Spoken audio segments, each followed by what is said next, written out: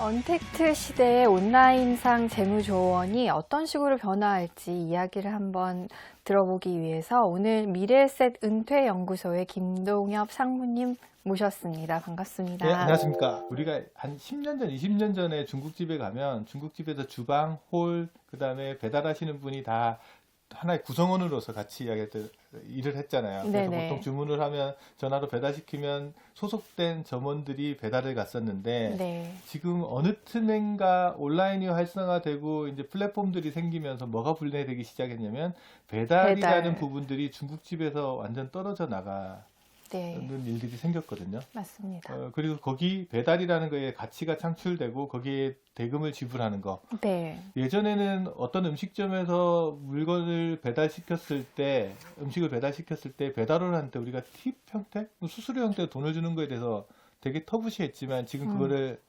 당연하게 치킨도 그렇고. 당연하게 여기잖아요. 네네네. 보통 2,000원씩 주고 이런 거는 네. 너무 당연하게 여기는데 네. 지금은 이제 배달하는 직원들은 이제 분리가 됐어요. 네. 근데 그 다음 단계는 뭘까라고 생각해 보면 중국집에서 홀에서 서빙을 보는 사람도 분리시킬 수 있을까? 라는 생각을 제가 한번 해봤어요. 이제 서비스 네. 업종에서 예를 들어 피크타임, 보통 이제 점심시간이나 저녁시간에 피크타임에만 홀 종업원들이 되게 많이 필요한데 그거를 자영업 하시는 분들이 전부 풀로 고용하고 있기가 상당히 부담스럽죠. 어렵죠. 그러면 일종의 플랫폼이 생기면서 홀을 잘 보시는 분들이 그 플랫폼 쪽으로 들어가는 일이 생기지 않을까? 그리고 홀 서빙을 잘해주는 사람한테 홀에 와서 서비스를 받는 사람들이 레이팅을 해주는 거예요. 네. 그럼 이 종업원들은 되게 괜찮게 일을 잘한다고 레이팅 되면 주인 입장에서는 그 종업원들을 좀 더 많이 쓰게 되고 그러면 수요가 몰릴 거니까 가격 단가는 좀 더 높아지는 식으로 이렇게 레이팅되는 시대가 오지 않을까? 약간 지금으로 보면 설마 그런 일이 있을까라고 생각했는데 불과 10년 전에 배달의 민족 같은 이런 데가 생길 거라고는 상상 못했죠. 그 꿈에도 생각하지 못했듯이 서비스업에서 그런 변화들이 나타날 수 있고 이런 것들을 우리가 일종의 가치 사슬이라고 하죠. 그러니까 비즈니스를 하게 되면 음식을 만들어서 판매까지 이루어지는 그 각 단계의 가치 사슬, 밸류 체인들이 단계 끊어져 가지고 가치를 만들어내는 네. 시절이 생겨날 것 같아요. 그래서 이제 파이낸셜 플래너나 이제 재무 설계사가 하는 일들도 잘 생각해 보면 고객을 만나서 설득하고 상품을 설명하거나 뭐 니즈를 환기시키는 일 하는 거랑 제품을 판매하는 일이 항상 붙어서 다니는 건 아닐 수 향후에. 있어서 누군가 그거를 확 사슬을 끊어버릴 수도 있을 것 같다라는 생각이 들었어요. 분명히 가능한 일이고요. 대표적으로 한번 이야기를 해보면 네. 어떤 게 있냐 그러면 증권 판매업을 하시는 회사들에서 흔히 하는 말이 뭐냐 그러면 설명은 어디 가서 듣고 가입은 여기서 하십시오. 네. 그렇죠. 이야기를 하잖아요. 그러면 전체적인 프로세스를 보게 되면 가치를 창출하는 일은 설명하는 사람이 가치를 창출해요. 맞습니다. 이게 필요합니다. 이게 어떻습니다라고 가치 창출은 여기서 다 해놨는데 수익은 누가 가져가냐면 판매를 한 애가 가져가게끔 되어 있거든요. 네네. 그러면 이게 떨어져 나가는 거지. 누군가가 네. 이 가치 사슬을 끊어버려가지고 수익만 삭제가 버리는 일들이 생겨나거든요. 그럼 장기적으로 이 설명하는 사람이 어떤 일을 할 거냐면 얘도 설명 안 해버려요. 어차피 나한테 안 올 거면. 네. 그러면 이 설명하는 사람만의 뭔가 수익원들이 별도로 보장되지 않으면은 문제가 생길 가능성들이 있잖아요. 네. 그 대표적으로 그런 걸 이제 풀어나가는 것 중에 우리가 흔히 알고 있는 것 중에 뭐냐면 베스트바이라는 회사가 있었어요, 미국에. 네. 그 회사가 전자제품을 판매하는 회사인데 대부분 가게에서 와서 전자제품만 보고 가서 온라인으로 사고. 사죠. 최저가로? 고민이죠. 그러니까 맨날 전시장에 그러니까 임대료는 자기가 다 내고 인건비도 자기가 다 내는데 네. 결국 수익은 온라인 전자제품 판매 회사가 다 가져가는 구조가 되어 있는 상황이거든요. 네. 그래서 이 베스트바이라는 데서 고민을 하는 거죠. 이거 어떡할까? 가치는 내가 창출하고 있는 것 같은데 수익은 온라인 회사가 다 가져가는 문제가 발생하잖아요. 그러면 네. 여기서 뭔가 수익을 만들어낼 방법을 찾아내야 되거든요. 네. 근데 전통적으로 그 고객들한테 가서 온라인에서 사지 말고 여기서 오십시오 라고 하거나 네. 그냥 여기서 안 살 거면은 물건을 보지도 마십시오 라고 할 수도 있는데 그래가지고는 못 보게 한다고 나한테 수익이 생기는 건 아니잖아요. 그렇죠. 네. 그래서 걔가 고민을 하다가 뭐 하냐면 삼성전자로 가는 거예요. 당신이 전자제품을 팔아야 되는데 네. 어딘간 전시해야 되잖아. 네네. 그러면 당신 물건을 우리 베스트바이에 와서 매장에 전시를 하고 네. 전시하는 대가도 전시에 대한 대가를 내라는 거죠. 커스터머가 아니라 그 고객한테 돈을 받는 게 아니고 물건을 전시하는 사람한테 돈을 받는다는 네. 발상의 전환들을 전환을. 해버리는 거예요. 그러면 이게 전통적인 판매 채널하고 완전 다르죠. 네네. 예를 들어 온라인 전자제품 대리점이 디커플링, 그러니까 가치 사슬을 끊어버려가지고 그 수익원을 가져가 버렸는데 이제 남아있는 얘는 다른 수익원을 어떻게 창출할 거냐 고민을 하다가 찾아낸 게 어떤 거냐면 삼성전자라는 회사를 가서 어차피 당신네들이 물건을 팔려면 어딘가는 전시를 해야 되지 않냐. 그럼 여기서 전시를 하고 그거를 판매하고 그럼 삼성전자가 의사결정을 하다가 그래서 요즘 보면은 전자제품 회사들이 이런 전시형 가게들을 많이 만들어내는 것들이 거기서 시작된 거거든요. 그럼 조금 더 나아가는 쇼룸을 쇼룸, 그렇죠. 운영하는 쇼룸이죠. 거죠. 그럼 조금 들어가면 서점에 가면 이제 교보문고 같은 데 가면 네. 사람들이 또 이야기하거든요. 최근 교보에서 보시고 주문은 예스24로 하시는 이야기들을 훨씬 많이 하거든요. 그러면 네. 책을 가서 전시를 하고 보다가 거기서 고르는 작업들까지 다 하는 거는 교보라는 회사 문고가 가치를 창출했는데 판매는 이쪽에서 가격은 저기 수익은 가져가 버리거든요. 네네. 그럼 이걸 어떻게 풀어낼까라는 고민을 하다가 그럼 사람들이 왜 온라인으로 굳이 네. 여기서 물건을 사도 되는데 왜 온라인으로 살까를 교보가 한번 분석을 해본 거예요. 네. 이유가 뭘까요? 이유는 온라인으로 사면 10% 세일되는 게 있는 거예요. 저렴하고. 가격이 싸고 근데 여기서 굳이 고르고 나서 가면서 그냥 온라인으로 주문하고 가면 집에 와 있으니까. 그렇죠. 그런데 잘 생각해 보면 자기가 보던 책을 들고 가고 싶은 즉시성이라는 니즈도 분명히 있잖아요.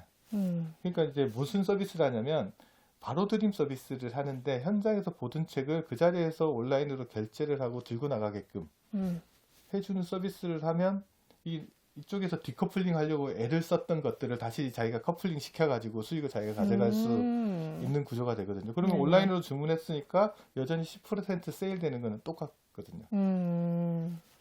그러면 이게 이제 전체적으로 이 옴니 채널이 만들어지는 거죠. 와서 보고 괜찮으면 그 자리에서 보다가 줄도 치고 그냥 들고 나오면서 그냥 결제해서 나가버리는 구조가 되는 거죠. 그럼 다시 처음으로 돌아가서 설명은 여기서 상품 설명 네네. 듣고 가입은 여기서 하라고 그랬을 때 보통 가입하는 사람은 어떤 사람일까를 잘 생각해 볼 필요가 있어요. 어떤 사람일 것 같아요? 합리적인 사람? 아니요. 그러니까 내가 상품 설명을 들었고 네네. 내가 이 사람이 처음 와서 나한테 상품 설명을 너무 잘해줘요. 네. 그런데 이 사람한테 굳이 가입하지 않고 이 사람한테 찾아가서 가입하는 이유는 네. 평상시 나랑 RM 관계들이 되게 잘 돼 있는 평소에 나랑 잘 돼 있으니까 이 사람들 설명을 듣고 나서 굳이 여기 가서 가입을 하는 일들이 생겨나는 거잖아요. 네네. 금융회사 입장에서는 그런 문제들이 생기면 이 설명하는 사람은 되게 고달프거든요. 그렇죠. 그래서 이쪽 입장에서는 그러면 내가 설명하고 가치를 창출했다는 거에 뭔가의 대가를 요구를 할 텐데 네. 그게 지금 없거든요. 그래서 이제 앞으로 금융회사는 어떤 거를 개발할 거냐라고 하면 제조회사가 네. 누가 설명했는지에 대해서 명확하게 네. 드러나게끔 만드는 뭔가가 필요할 것 같아요. 예를 들면 요즘 뭐 병원 갈 때도 QR코드 찍는다 그러는데 예를 들어 내가 상품 설명 잘 들었으면 걔한테 QR코드 찍어서 설명은 내가 했다라는 것들을 확인할 수 뭐 있는. 명확하게 이렇게 올라갈 수 있는 그런 프로세스가 만들어지면 오히려 더 낫지 않을까. 그러지 않은 상황에서는 지금과 같은 디커플링이 계속 일어날 수밖에 그렇죠.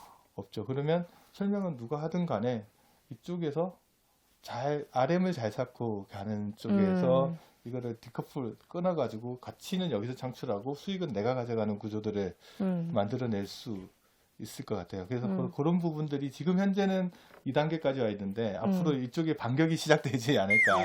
온라인상에서는 어떤 변화가 있을 거냐 그러면 네. 유튜브 채널이 됐던 네이버 채널이 됐던 누군가가 나와서 막 설명을 해주잖아요. 네네. 설명을 해주면 고객들이 요즘은 대면으로 접촉받아서 설명받는 걸 되게 싫어하잖아요. 그렇죠. 코로나 자기 때문에. 편한 거 찾아가지고 이렇게 해서 다 이해를 해요. 다 이해를 한 다음에 자기랑 평상시에 관리를 잘해주던 사람한테 가가지고 가입을 하면 되는 거예요. 그러면 오히려 이 판매인들의 역할들이 네. 어느 쪽으로 옮겨올 수 있냐 그러면 RM 쪽이 훨씬 더 중심이 많이 갈 수도 있어요. 근데 RM을 그냥 하는 게 아니고 그 중에서 큐레이터 역할을 잘하는 사람들이 되게 중요할 것 같아요. 큐레이터 예를 들면 역할이란. 수많은 동영상들이 막 돌아다니고 아. 정보들이 돌아다닐 텐데 내 고객한테 꼭 필요한 봐야 거를- 될 정보나 필요한 정보들을 잘 실렉션 해가지고 메일링을 해주든지 전달을 해주거나 뭐 그렇게 해주는 역할들이 상당히 중요해질 수. 어차피 자기가 제작할 수 있으면 제일 좋지만 안 된다면. 안 된다 그러면 정기적으로 뭔가를 이렇게 배달해 줄 수 있는 구독 서비스를 오히려 역으로 이용하는 거죠. 그거는. 네네네. 그래서 사람들은 내용을 기억하는 게 아니고 이 메일을 누가 보내줬다를 기억하는 경우들이 훨씬 고객들은 많거든요. 그러면 나한테 매번 이걸 보내주는 사람이 누군지를 항상 기억하고 항상 있겠죠. 기억하고 있는 내용은 안 봐도 네네. 그러면 그 사람들은 어떤 생각을 하냐면 이분이 나를 관리해 주시는 분이구나 라는 느낌들이 있고 뭐 그분한테 나중에 의사결정을 할 때 네. 문의를 하거나 네네. 뭐 그런 식으로 넘어갈 가능성들도 있어서 지금 네. 현재 단계에서 자기가 어떤 위치에서 경쟁을 할 거냐 판단을 좀 잘해 볼 필요가 있을 것 같아요. 내가 이 컨텐츠를 생산하는 쪽까지 갈 거냐 포지셔닝을 그러니까 포지셔닝, 그쵸. 어떻게 할 것인지. 그리고 이제 만약에 컨텐츠를 생산하는 비즈니스 영역으로 내가 가서 음흠. 이 일을 하겠다라고 마음을 먹으면 네. 이것도 비용이 많이 들잖아요. 시작하기가 쉽지는 않죠. 시작하기 쉽지 않고 시간은 네. 생각보다 많이 들거든요. 그렇죠. 생각보다 많이 들고 하나하나. 비용도 많이 들어서 네. 웬만한 사람들이 기업적인 입장에 아니면 하기가 쉽지가 않을 않을 것 거예요. 같아요. 네네. 철저하게 분업 구조로 가거나 음. 회사 구조로 가는 형태들이 이거는 좀 더 많을 것 같다는 생각들이 들고 그리고 이제 설명하는 비즈니스로 갔을 때 가장 큰 핵심이 뭐냐 그러면 고객도 바보가 아니거든요. 네. 들어보면 이게 가치 중립적인 건지 네. 아니면 누구의 편향에 쏠려 있는 건지를 이제 캐치한다. 캐치를 금방 할 수밖에 없거든요. 그러면 이 컨텐츠 비즈니스는 대부분 정확하게 설명해 주는 게 되게 중요하죠. 그러면 여기 상품을 얹기가 너무 어려워요.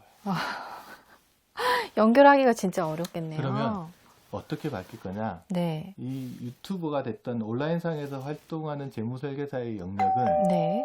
판매 대리인의 입장이 아니고 구매 대리인의 입장이 될 가능성들이 상당히 높아요. 그렇죠. 그렇겠죠. 판매사가 필요한 상품을 파는 구조가 아니고 구매자들이 필요한 것들을 찾아다 주는 네네. 입장, 역할에 써가지고 컨텐츠를 만들지 않으면 네네. 왜냐하면 유튜브에서 좋아요 클릭해주는 사람은 일반 대중 다수들이 클릭을 해주는 거기 때문에 그 대중 그렇죠. 다수의 구매를 대리해주는 입장에서 컨텐츠를 객관적이고 이렇게 만들어야 수익이 나잖아요. 그러면 그렇죠. 돈을 판매자한테 받을 수는 없잖아요. 네. 그러면 이거 어떻게 수익이 나지? 먹고 살 수 있나요? 그런데 그거를 셀럽 형태가 되든 객관성이 인정되는 형태까지 올라오게 되면 네. 거기 광고가 붙잖아요.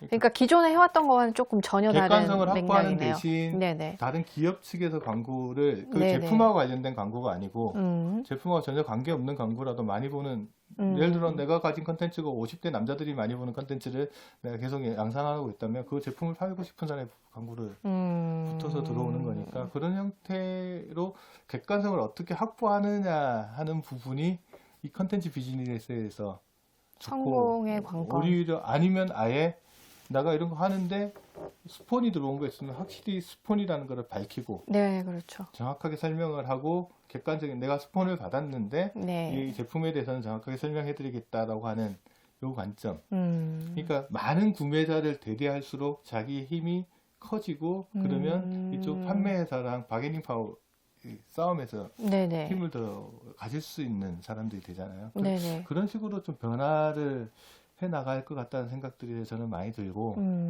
근데 일반 재무 설계 하시는 분들이 이쪽 영역까지 가기가 네. 되게 쉽지는 않을 것 같아요.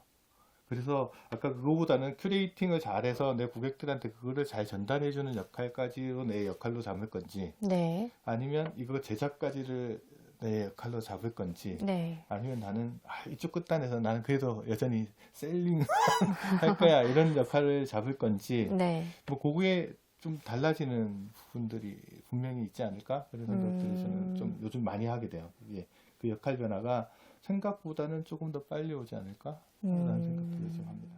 어떻게 그냥 큐레이팅 정도 시작해야 아, 되는 거예요? 과도기적으로 아까 어떻게 해야 그러니까 될까요?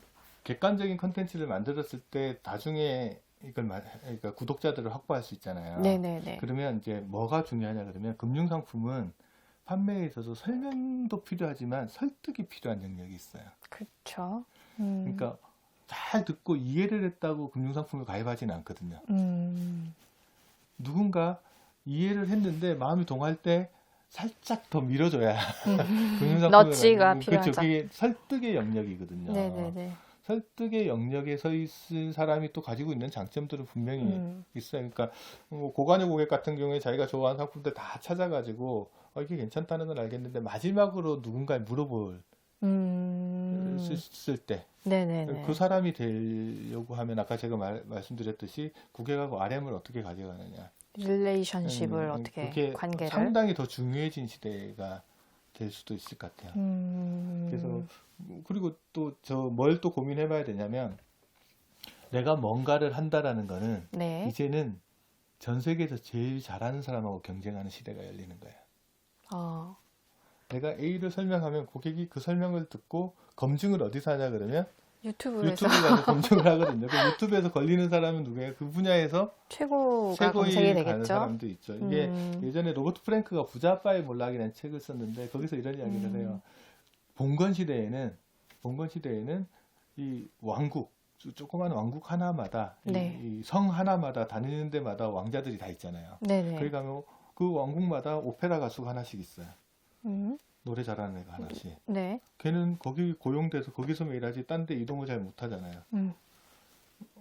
그러면 성 개수만큼 오페라 가수가 있으면 되거든요. 근데 지금은 어떠냐? 라고 하면 그냥 같은 오페라 부르는 사람은 전 세계에 한 명 또는 2명 정도면 그 컨텐츠를 다 소비시켜버리죠.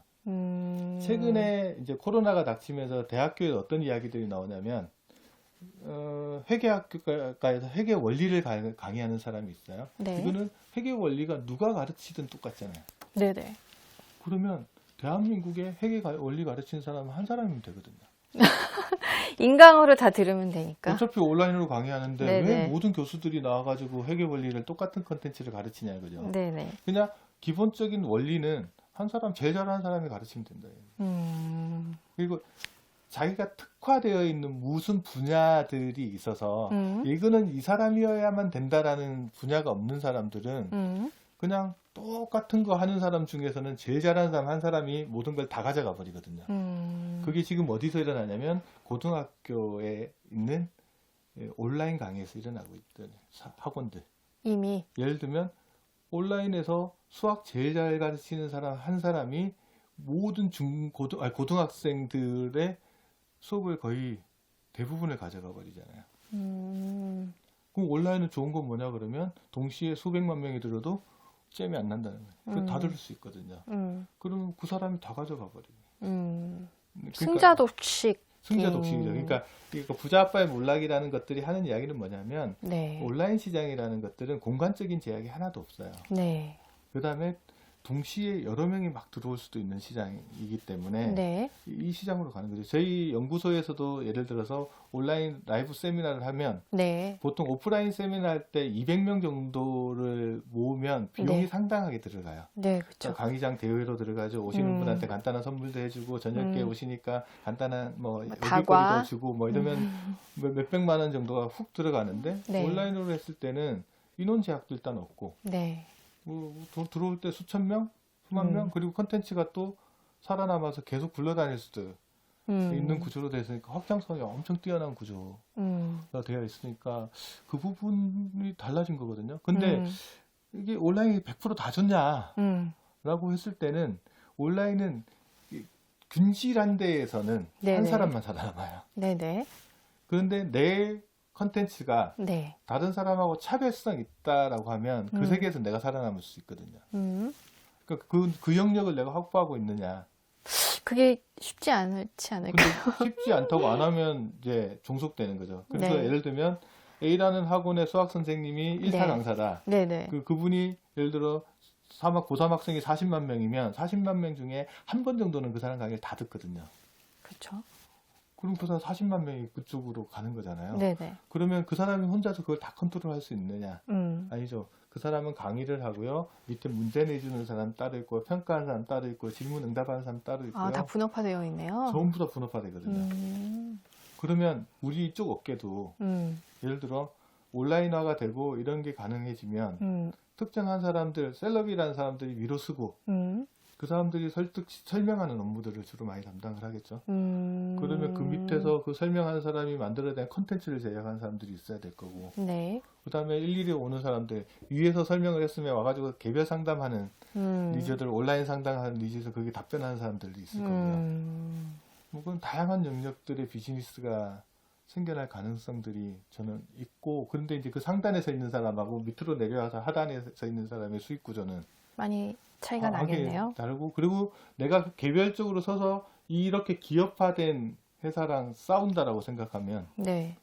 쉽지 않겠죠. 내가 나만의 분야가 뭐가 있느냐 음. 라고 했을 때 그것도 이제 고민을 해봐야 돼. 음. 숙제인 것 같아요. 그래서 변화라는 것들은 어느 방향에서 어떻게 일어날지 모르겠지만 제가 보기에는 개별화된 요소가 되게 많아질 수도 있는데 네. 지금처럼 이런 구조로 가서 기업화될 가능성들도 저는 상당히 많다고 봐요. 기업이라고 하시면은 기존에 있는 금융기관을 말씀하시는 금융기관, 거예요? 아니면 금융기관은 저는 조금 다르게 있는 게 금융기관은 은행, 증권, 보험사, 자산운용사 이런 걸 보면 자산운용사의 비즈니스 모델은 상품만 생산하지 판매 모델은 없잖아요. 네네. 제조업자의 모델만 있고 그 유통업자의 모델은 안 가지고 있거든요. 그렇죠. 판매 채널이 근데 없죠. 보험회사가 어떻게 변화했는지 잘 보시면 네. 제조랑 판매를 같이 하다가 지금 네. 제조랑 판매가 분리되어 나가고 있잖아요. GA 음. 쪽이 떨어져 나오면서 네네. 그러니까 어느 정도 많이 분리되어 있는 형태로 빠져나오기 시작을 할 거고, 네. 근데 은행도 지금 대형화 점포가 막 일어나고 있고요. 증권사도 점포가 대형화되면서 고객이 인바운딩 걸어서 워크인으로 걸어오는 고객보다는 나가서 아웃바운딩을 하는 경우들도 이제 앞으로 더 많아질 수 있을 것 같고, 그게 뭐 온라인이 되면 온라인으로 하겠지만 네. 고객하고 접점은 자꾸 줄어드는 상황이라서 재판 분리는 지금보다는 훨씬 더 가속화될 것 같다. 그러면 금융회사들이 대부분 제조회사로 남고 판매회사들은 그러면 은행, 증권, 보험 이쪽에 다 떨어져 있는 상품들을 각각의 판매인들이 가서 팔 거냐? 네. 그건 제가 봐도 아니라고 봐요. 아, 판매인의 대형화, 조직화. 판매인이 A라는 판매인이 은행, 증권, 보험 상품을 고객 한 사람한테 구매를 대리해 주면 되는 거지. 네네. 그거를 A 고객한테 은행 고객 대리인 따로, 증권 고객 대리인 따로, 보험 고객 대리인 따로 이렇게 갈 거냐라는 거죠. 그건 아닌 거죠. 그럼 전통적으로 우리가 재무설계 영역에서 어떻게 보면 전체를 대리하는 일들은 네네. 가능해질 수는 충분히 있을 것 같은데, 같은데? 문제는 이게 개인이 할 수 있냐 아니면 이게 기업화될 거냐. 그러니까 셀럽을 중심으로 해서 이렇게 기업화될 가능성은 저는 상당히 크다. 그것도 이제 우리가 고민해봐요. 이쪽에 일종의 플랫폼이 생길 가능성들도 되고. 그런데 그런 기업이 출연할 수 있을 만한 법적 근거나 이런 게 아직은 미비하지 않습니까? 뭐 지금 현재도 느슨한 형태로 만들어지니까 금융판매사법은 아직은 안 돼 있으니까. 네. 그런데 현재 상황에서도 뭐 굳이 못할 거는 별로 없는 것 같아. 그냥 뭐 느슨한 형태로 이렇게 만들어지는 것들도 있는데, 현재는 제일 먼저 저는 시작되는 게 네. 이제 설명하는 사람과 설득하는 사람의 분리는 좀 시작될 것 같아요. 증권업계에서는 이미 유수한 유튜버들이 나가서 시장 상황을 설명하고 설명을 많이 하고 있죠. 많이 하고 그 사람이 콘텐츠들이 많아요. 판매하진 않잖아요. 네네, 그렇죠. 근데 사람들은 거기 열광하잖아요. 그렇죠. 맞아요. 그리고 걔는 나름의 수익원을 가져가죠. 뭐 광고 수익원이 됐든 뭐 스폰으로 들어온 수익원이 됐든 다양한 수익원을 가져가는 게 현재 일어나고 있는 일들이고, 그러면 이게 증권이라는 건 이제 시황 비즈니스라서 매일매일 뭔가 데이터가 달라가니까 이제 이게 가능해지는 거고, 네. 재무설계라는 영역은 뭐가 매일 달라지지는 않은데 이게 네네. 고객 단위로 달라지죠. 상황이 바뀌죠. 재무 그 상황이. 고객 단위로 네네. 달라지고 그 고객한테 필요한 것들을 이렇게 잘 걸러서 갖다 주는 재무설계사들이 필요할 건데, 네네. 이걸 어떻게 넘어갈지 이 부분은 저도 잘 모르겠어요. 그 숙제 부분들인 것 같고, 여하튼 변화는 분명히 있다. 네네. 변화가 분명히 있고, 그다음에 사람들은 나를 특정 한 분야의 전문가인 나를 만나려고 할 가능성은 상당히 낮다. 그냥 종합적으로 내 걸 다 해줬으면 좋겠다. 대표적으로 시골의 우체부가 하는 역할. 네. 우체부가 가면 편지만 배달해 주지는 않잖아요. 뭘 소식도 해주나요? 전해주고, 아, 뭐 우리 동네에 이런 신경 일이 있었네. 그것도 하고, 물건도 사다 주기도 하고, 아, 올 때. 이런 것도 하고, 이렇게 아, 하고. 지금도 그런, 그런 변화들이 나타나요. 한 사람, 그럼 내가 A를 거래하면서 증권만 거래할 거냐? 보험도 같이 해줄 거냐? 펀드도 할 거냐? 론어드바이즈도 같이 할 거냐? 이 분야에 있어서는 좀 다양한 변화가 있지 않을까? 그리고 내가 설령 그걸 판매하지 않더라도 네. 그 설명을 잘하는 사람이 네네. 자기가 전문적으로 판매하는 것도 음. 잘 가져갈 가능성이 상당히 클 것 같다는 생각들이 저는 많이 들고, 그래서 그런 것들이 참 세상을 어렵게 만드는 부분들 같아요. 옛날엔 내 것만 잘하면 됐는데, 네네. 이제 고객은 나랑 누구를 비교하냐면 유튜브에 제일 잘난 사람을 비교하거든요. 그렇죠. 그리고 고객은 기왕이면 잘난 사람하고 거래하고 싶거든요. 그래서 그런 부분의 변화들은 전 충분히 좀 많을 수 있을 것 같고, 근본적으로 이제 채널의 변화를 보면 예전에는 판매인이 셌을 때가 있어요. 판매회사가. 네. 그러니까 B2B 비즈니스가 되게 많았어요. 회사 단위로 비즈니스가. 네. 근데 B2B에서 B2C, 회사가 고객을 설득하는 시장까지가 최근에 우리가 많이 본 거, 그게 이제 판매 대리점 형태인데, 네네. 지금 현재 고객들은 B2C가 아니고 C2C 형태거든요. 고객이 고객을 설득시키는 시장이에요. 그게 무슨 말씀이시죠? 예를 들어 셀럽이라는 사람도 고객이죠. 아, 본인도 누군가의 고객이죠. 네네. 그 사람이 판매인은 아니잖아요. 네네. 그 사람이 다른 고객을 설득시키고 있는 거예요. C2C 비즈니스 영역이에요. 그럼 살아남으려면 이 C가 되든가 아니면 이 C한테 영향력을 미칠 수 있거나 이 C를 활용하거나 이쪽으로 가야 되거든요. 지금 금융회사가 제일 힘들어하는 게 이쪽 반대편 마지막 엔드 유저들이 접점을 찾기가 되게 힘들어진 거가 되게 어려운 부분이잖아요. 근데 금융회사보다는 이쪽에 셀럽이라고 하는 이쪽에 계신 이 커스터머, 그러니까 C2C에서 이쪽 C에 계신 분들이 훨씬 접점을 많이 가져가거든요. 그래서 이거 방법이 없어요. 어떻게 해야 돼요? 얘가 한 분이라도 자기 이야기를 더 해주게끔 만드는 방법밖에 없잖아요. 그래서 이 비즈니스의 변화를 잘 보시는 게 저는 필요하다. 그래서 비즈니스가 B2C 비즈니스에서는 내가 판매 대리인으로서 역할을 충실히 하면 수익을 가져갈 수 있었지만 네. C2C 영역으로 넘어가기 시작하면서 나는 판매 대리인보다는 구매 대리인 역할을 훨씬 잘해야 거기서 생존할 가능성들이, 구매 대리.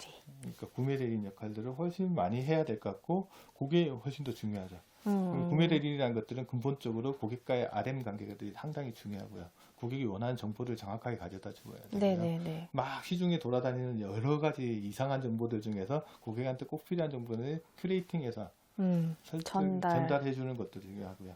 그래서 내 고객이 아니고요. 고객이 나의 구매 대리인이라고 지정해 줘야 돼요. 그렇잖아요. 내 고객 의미가 없다니까요. 고객이 저 사람은 나의 구매 대리인이야. 금융과 관련돼서 나의 구매를 대리해 주는 사람이야 라고 인정을 받아야, 네네. 그래야 거기서 승산이 있지 않을까? 뭐 그런 생각들을 요즘 좀 많이 해요. 그래서 고객들도 정보를 얻을 수 있는 소스원들이 너무 다양해져 그쵸. 있고, 내가 뭐 잠시 고객한테 이렇게 말한다고 고객이 100% 믿지도 않고 정확하게 잘 설명을 해줘야 되고, 그러니까 네. 진실성 같은 것들이 되게 중요한 부분들이 생겨날 것 같아요. 그래서 설계를 할 때도 네. 제가 이런 예를 많이 들어드리는데, 예를 들면 이런 거예요. 화가한테 주전자를 그려보라 그러면 대부분 사람 주전자를 그려요. 또 금융회사 직원한테 상품을 팔으라 그러면 그 상품에 대해서만 팁 다 설명을 해요. 그런 경향이 있죠. 그럼 고객이 그거 좋아할까요? 이미 별로. 의도를 가지고 설명한 사람 좋아할까요? 별로. 근데 네. 화가한테 주전자를 그리라고 했더니 주전자만 빼놓고 배경을 다 그려놔요. 그리고 여기 뭐냐 그러면 주전자 들어갈 자리라고 설명을 해요. 그러면 고객한테도 예를 들면 설명을 할 때, 고객님, 뭐 이렇게 해서 내가 팔 상품을 설명하는 게 아니고 고객이 가지고 있는 데이터들이나 자료나 현황들을 정확하게 분석해가지고 부족한 자리를 잘 보여주면 네. 고객이 여기 들어갈 게 뭐냐고 물어볼 때 네. 그때 내가 필요한 상품들을 제안할 수 있으면 네. 그렇게 넘어가는 거가 오히려 낫죠. 그래서 주전자를 먼저 그리지 말고 주전자가 들어갈 자리를 그려놓는 게 이거 어떻게 재무설계에서 방향에서의 턴이죠. 그런 변화들도 저는 조금 필요하고 그거는 제가 보기에는 유튜브나 이런 데서 점령하기 가장 어려운 영역이에요. 그렇죠. 왜냐하면 고객을 분석을 해야 되는데 유튜브가 다중을 대상으로 한 데서 그걸 해줄 수는 없죠. 없죠. 그리고 내가 설명하다가 이건 주택연금이 들어오는 분야면 이건 주택연금이 이런 게 있습니다. 그리고 주택연금에서 큐레이팅해서 제일 설명 잘 된 거를 유튜브로 그거 카톡으로 해서 이렇게 보내주고 코딩 이건 한번 들어보세요. 이렇게 설명해서 한번 들어보게끔 만들고 네네. 뭐 그런 식으로 고객 설계를 하는 것들 그런 거에 이제 유기적으로 좀 잘 나가면 네네. 그런 것들이 이제 고민하는 방향이 잘 될 것 같아요. 그래서 그거를 어떻게 하느냐 네. 이 변화하는 세상이니까 네네. 그래서 포지셔닝이 되게 중요하지 않을까? 지금 중요한. 나는 어느 쪽으로 쓸 거냐? 아예 내가 음, 컨텐츠를 크리에이팅하는 입장에 쓸 거냐? 네. 컨텐츠를 이용하는 입장에 쓸 거냐? 네네.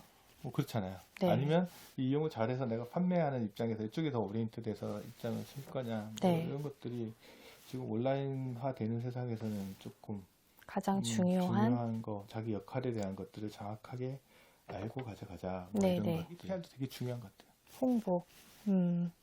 내가 누군지를. 내가 누구고 무엇을 잘하고. 그래서 요즘 이제 저 현장에 가서 이야기를 해보면 네. 그 젊은 분들이 이제 리크루팅을 하거나 이럴 때도 그 이야기 많이 하더라고요. 네. 내가 유튜브를 하거나 이런 이유는 뭐냐면 리크루팅을 잘 하려고 하는데 나 누군지 알아야지 그 사람한테 가서 같이 뭐 비즈니스를 하고 싶을 거 아니에요. 그래서 좀 내가 이걸 이용하면 세상이 바뀔 때는 옛날에 구본영 씨가 그런 말 했거든요. 뭐라 그러냐면 불타는 갑판에서 뛰어내릴 수 있냐.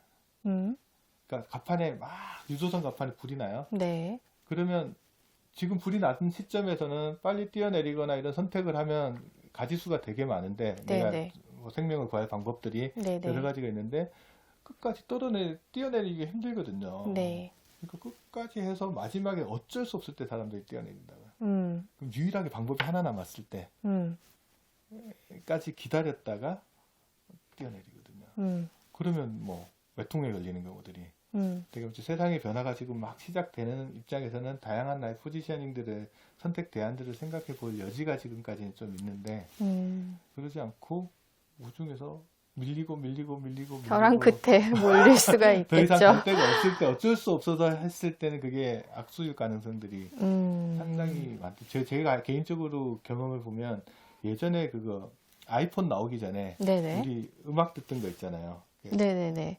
저는 처음에 워크맨으로 듣다가 네. 거기로 넘어갈 때 저런 거 힘들게 하지 뭔가 다운받아가지고 듣는 게 너무 힘든 거야. 네네. 그래서 그걸 포기했더니 아이폰 넘어가는 세대까지도 적응을 못 하겠더라고요. 지금 또 다른 변화들이 지금 막 일어나고 있는데 내가 보기에는 빨리빨리 변화에 적응을 해 나가야 그나마 생존을 할 수 있고 더 잘하는 것 떠나서 더 뒤처지지 않을 수 있지 않을까? 그런 것들에 대해서 우리가 고민을 좀 많이 해야 되는 시대가 된 것 같다. 마지막으로 이거는 조금 다른 문제일 수도 있는데 금융상품 자문화법이 최근에 제정이 돼서 이게 시행령은 아직 나오지는 않았습니다만 금융상품 자문업자라는 게 이제 시중에 등장할 수도 있거든요. 이게 뭐 활성화될 것 같지 않다라는 좀 회의적인 의견도 있긴 한데 이게 지금까지 말씀해 주신 여러 가지 온라인상의 빠른 변화 뭐 이런 거랑 관련지어서 뭐 이 법의 등장 뭐 또는 그런 걸 어떻게 구체화되어 있지 않는데 저는 자문의 영역이 어디까지일 거냐라고 하면 이거는 상품 자문으로 한정하는 것 같긴 설명은 하더라고요. 아닐 것 같아요. 네네. 설명은 유튜브에 무수하게 많은 사람들이 나와서 설명을 할 거거든요.